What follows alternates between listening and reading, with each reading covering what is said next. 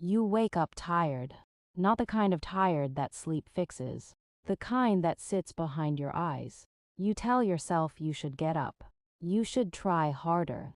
You should be doing more with your life. But your body feels heavy. Your mind feels crowded. And somehow, doing even small things feels like lifting a weight you can't see. So you start calling yourself lazy, unmotivated, a disappointment. But listen closely. What if you're not lazy at all? What if you're just emotionally drained? And no one ever taught you how to rest from that. There is someone like you. Let's call them Sam. Sam wakes up every day with plans. They want to work. They want to improve. They want to feel proud again. But when the moment comes, Sam freezes. They scroll. They delay.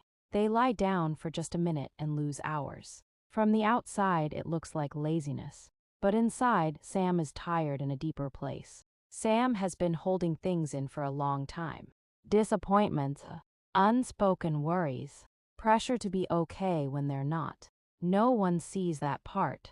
They only see the silence, the slowness, the unfinished tasks. So Sam starts believing the same story everyone else believes. I'm just lazy. But that's not the truth. That's just the surface. Emotional exhaustion doesn't announce itself loudly. It doesn't scream. It whispers. It shows up as procrastination, as numbness, as the strange inability to start. When your mind has been overloaded for too long, it doesn't shut down completely. It slows everything, not because it doesn't care, but because it's trying to protect you. You've been processing stress, expectations, fear of failing, fear of not being enough. Even when you're resting, your mind is still working, still worrying, still replaying moments. So when it's time to act, there's nothing left. This is what emotional fatigue looks like. It looks like laziness, but it's not. It's a nervous system that hasn't felt safe in a while. It's a heart that hasn't been heard. It's a mind that hasn't had space to breathe. Here's the truth you may have never been told. You are not broken. You are not weak. And you are not failing at life. You've just been carrying too much, for too long, without rest that truly restores you. The problem was never your character. It was the pressure placed on you, the silence you kept, the emotions you swallowed to survive. Once you see this, something shifts. The shame begins to loosen. The self-hate softens. And in that moment, healing quietly begins.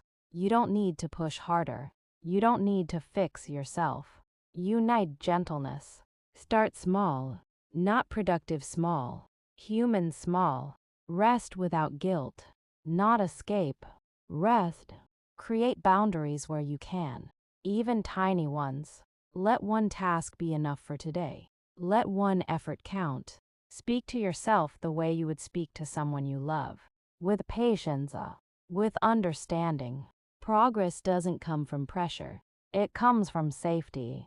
And safety begins when you stop attacking yourself for being tired. You are allowed to move slowly. You are allowed to pause. Your worth is not measured by how much you produce or how busy you look. There is nothing wrong with you for needing time. There is wisdom in listening to your exhaustion. Healing is quiet. It doesn't rush. It doesn't demand. It unfolds when you let yourself breathe again. And every gentle choice you make, no matter how small, is proof that you are still trying. That matters more than you think. One day, you'll look back and realize this wasn't a season of laziness. It was a season of survival. And you survived it. You are learning how to live again, at a pace your heart can handle. Be patient with yourself. You are not behind. You are healing. And that is not weakness.